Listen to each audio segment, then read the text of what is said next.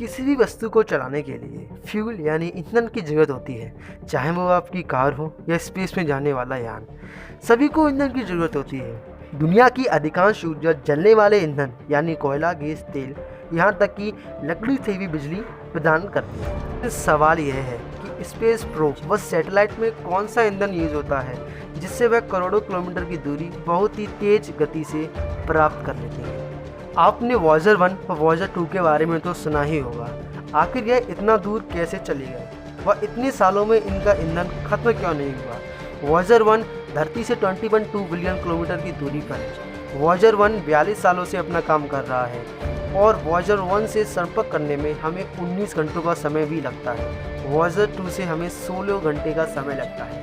लेकिन इनमें ऐसा क्या डालते हैं जिससे यह इतना दूर तक सफ़र करने में सफल होते हैं।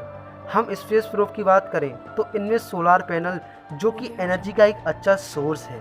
सोलार पैनल का एकमात्र ईंधन स्रोत सूरज होता है और पैनलों को बिजली प्राप्त करने के लिए सूर्य की सीधी रेखाओं की आवश्यकता होती है। किसी ग्रह के पीछे डीप स्पेस में यह स्रोत समाप्त हो जाता है क्योंकि वहाँ तक सूर्य की सीधी किरणें पहुँचना असंभव है। उस समय यान को फ्यूल की आवश्यकता होती है।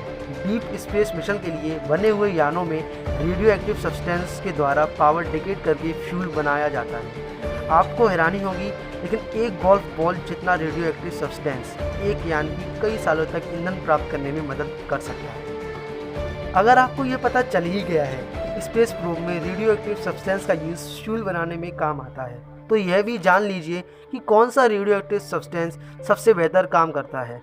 NASA space probe, Voyager probe, curiosity, Mars rover व अनेक अपोलो मिशंस में प्लूटोनियम 238 का यूज़ किया गया है, जिससे वह हीट होने पर अपनी बिजली प्राप्त करते हैं। यहाँ तो बात हो गई दूर भेजे गई यानों की, लेकिन अर्थ की ऑर्बिट में स्थित आर्टिफिशियल सैटेलाइट, आखिर वो तो इतना दूर नहीं जाते, तो उनमें कौन सा फ्यूल यूज़ होता है। सैटेलाइट को स्पेस में 5 सालों से 15 सालों तक भेजा जाता है व इसमें हाइपरगोलिक फ्यूल व ऑक्सीडाइजर कम्बिनेशन फ्यूल यूज़ होता है, जो कि आपस में टकराने से कम्ब्यूजन पैदा करते हैं, जिन्हें हम सीधी भाषा में मोनोमिथाइल हाइड्रोजन व नाइट्रोजन टेरोक्साइड भी कहते हैं। सैटेलाइट की लाइफ उसका फ्यूल डिसाइड करता है।